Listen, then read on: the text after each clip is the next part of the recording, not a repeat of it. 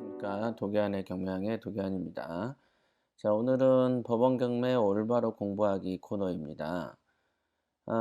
요즘 계속 그 민사집행법을 바탕으로 해가지고 공부하기 코너를 운영하고 있고요. 우선은 이제 제 생각은 법원 경매에 관련된 공부를 한다라고 하면은 제일 먼저 이제 절차 이런 것들을 궁금해 하잖아요. 그렇기 때문에 법원 경매 올바로 공부하기 위해서 첫 번째로 선택한 법률은 민사집행법이었던 거죠. 민사집행법의 그 공부 범위는요, 세세히 낱낱이 하는 것이 아니고, 그 중에서, 이 정도만 알면 되겠다라고 하는 그 정도 수준으로 제가 지금 공부를 가르치는 거고요. 다음에 이제 민법으로 갈 수도 있고, 주택임대차로 갈 수도 있고, 상가건물임대차로 갈 수도 있습니다. 경매에 있어서 공부하는 어떤 법률은 몇 가지가 없거든요. 그러니까 공부하기 코너의 법률 파트 부분은 몇 가지, 한 네 가지 정도 공부만 하면 된다. 이렇게 보시면 됩니다. 사실상 팟캐스트 내용으로 치기에는 상당히 높은 수준의 공부이고요. 그럼 몇 가지만 이렇게 공부하면 관련된 법을 마스터할 수 있다. 이렇게 보시면 되겠습니다. 자, 82조에 있는 집행관의 권한 요거 한번 보면서 공부를 해볼게요. 82조 집행관의 권한 이렇게 되어 있고, 집행관은 81조 사항의 조사를 위해서, 즉 조사를 위해서 건물에 출입한다. 그 다음에 채무자 또는 건물을 점유하는 제3자에게 질문을 하거나 문서 제시를 요구한다. 이렇게 돼 있죠. 집행관이 할 수 있는 권한은 전전번 시간에도 이렇게 제가 말씀드렸지만은, 집행관이 할 수 있는 권한은 상당한 수준으로 높습니다. 그러나 이런 어떤 권한을 수행하기에는 집행관들의 연령이라든지 어떤 의지, 사명감들이 부족할 수 있다. 제가 분명히 말씀드렸죠.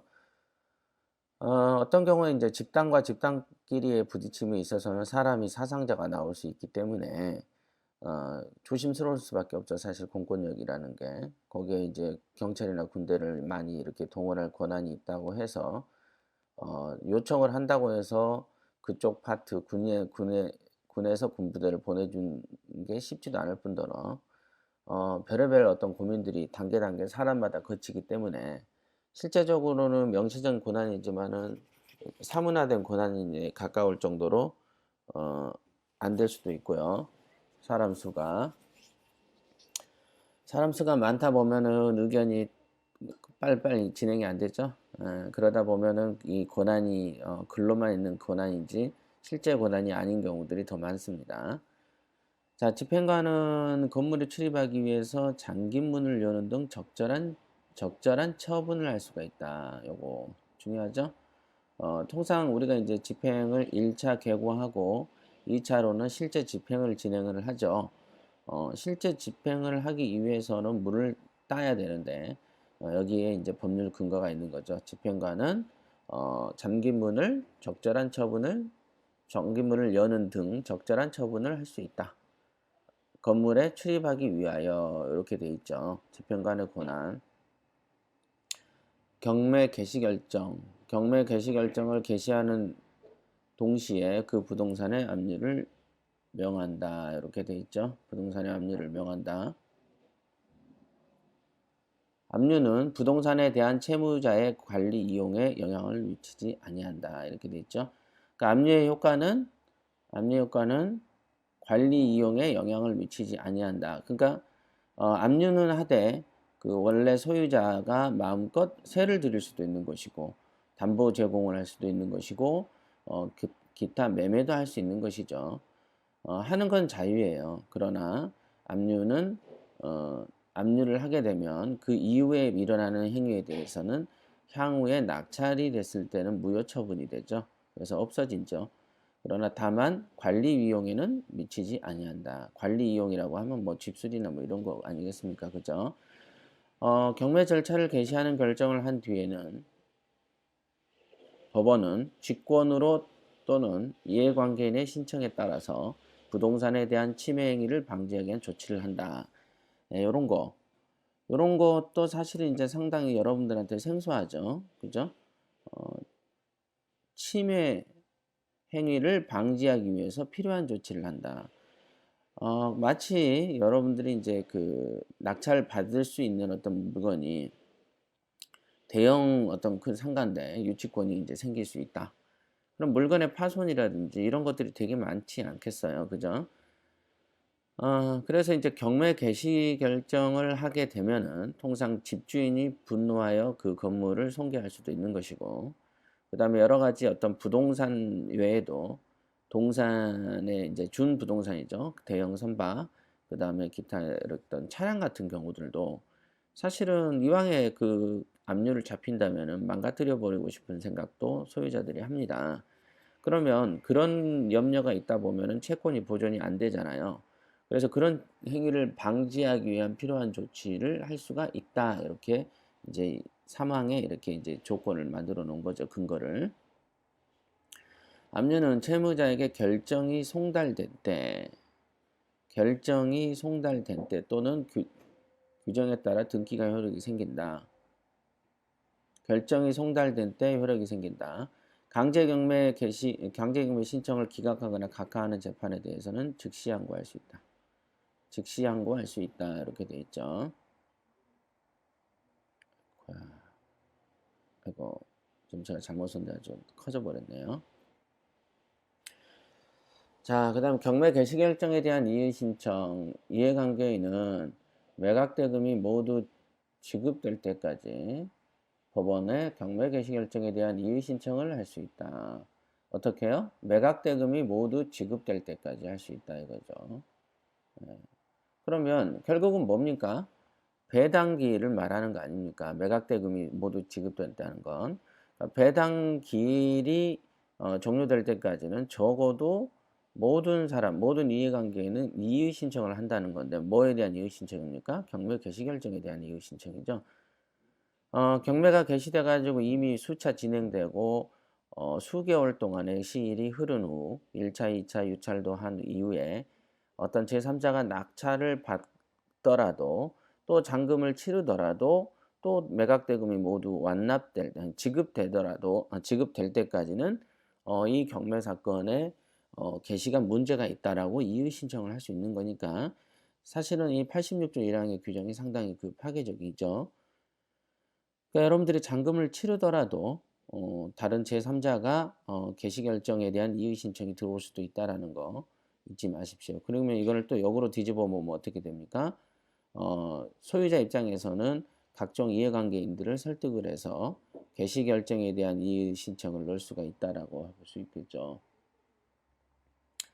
1항의 신청을 받은 법원은 준하는 결정을 할 수가 있고요. 자, 현황조사. 법원은 경매 개시 결정을 한 뒤에 바로 집행관에게 부동산의 현상, 점유관계, 차임 또는 보증금의 액수, 그 밖에 현황에 관한 조사를 하도록 명하여야 한다. 이렇게 돼 있죠. 예, 맞습니다. 그러니까 집행관에게는 이렇게 그 경매 개시 결정을 하게 되면 법원에 있는 판사는 집행관에게는 현황 조사를 시키고요. 그다음에 이제 감평사에게는 그 감정 평가를 내오도록 하죠. 그래서 이제 그 집행관에게는 현상, 점유 관계, 차임도 보증금, 그밖에 현황 조사. 그래서 여러분들 이 사람들이 작성한 게 뭡니까? 현황 조사서 이런 거죠. 그다음에 매각 물건 명세서 이런 종류들이죠. 집행관은 1항의 규정에 따라서 부동산을 조사할 때는 부동산에 대해 규정된 조치를 할 수 있다. 이렇게 되어 있습니다. 82조에 관한 거죠. 82조에 규정된 조치라고 하면은 조사를 위해 건물에 출입하거나 질문을 하거나 문서 제시를 요구하거나 또는 건물이 필요한 때에는 잠긴문을 열 수도 있다. 그러니까 웬만한 행위는 다 할 수 있는 거죠. 현황 조사를 하기 위해서는 그 정도 권한이 있어야 되겠죠. 제3자에게 질문도 하고 문서도 달라고 할 수 있는 권한이 있는 거죠. 집행관에게 부동산의 현상, 점유관계, 차임 또는 보증금의 액수 그 밖의 현황에 대해서 조사하도록 명한다. 이렇게 되어 있습니다. 자, 그 다음에 이제 여기에 진짜 오랜만에 한번 제가 또 홍보를 하는데요. 이메일에 대한 상담 부분이죠. 요즘 보면은 요즘에는 그래도 대한공경매사협회 신문사 아시죠? covidnews.com. covidnews.com으로 요즘에는 이제 구독자들이 좀 많이 늘고 있습니다. 요쪽에는 이제 우리 직원들이죠. 기자들도 있고 직원들도 있고 현장을 다니면서 느꼈던 어떤 느낌들도 많이 기재를 하고 있습니다. 그래서 covidnews.com에서는 상당한 어떤 좀 새롭죠? 새로운 어떤 경험담들과 지식들을 이렇게 접할 수 있는 공간이고요. 이메일 상담은 제가 그동안에는 홍보를 하지 않았습니다만은, 여러분들이 이제 많이 제 방송을 들으시다가 굳이 찾아가지고 오시는 분들이 있어요. 그래서 다시 한번 해야 되겠다, 이렇게 생각을 했습니다. 이메일 상담은 도기안 한메일넷으로 보내주시면 되고요. 도기안은 DO입니다. 위에 있는 TO, 토기안 같은 경우는 제가 원래 강한 발음을 좀 좋아해서 토기안 이렇게 쓰고 싶은데 이메일을 접수받기 위해서는 도기안 이렇게 만들었습니다. 순한 발음으로요. 일로 해주시면 되겠고요. 자, 오늘 공부한 거를 요약을 다시 한번 드리자면 경매 개시 결정 이후에는 압류의 효력을 미친다. 여기 있죠? 83조에 부동산의 압류를 명하니까 당연히 압류의 효력이 생기겠죠? 그러나 압류를 하더라도 채무자의 관리 이용에는 영향을 안 미치고 경매 개시 결정에 대한 이의 신청은 언제까지 할 수 있습니까? 예, 매각 대금이 모두 지급될 때까지 할 수 있다. 이런 것도 상당한 중요한 포인트죠. 그 다음에 집행관은 현황 조사를 할 수 있다. 또는 현황 조사를 명받은 거죠. 그런 점들 또는 현황 조사를 하기 위해서 할 수 있는 것은 82조에 있는 권한으로 건물을 출입하거나 문서를 작성하거나 제시 요구하거나 질문하거나 또는 건물에 출입을 하기 위해서 잔기물을 열거나 이런 등의 행위를 할 수가 있는 거죠. 자, 그러면 오늘 공부는 여기까지 하겠습니다.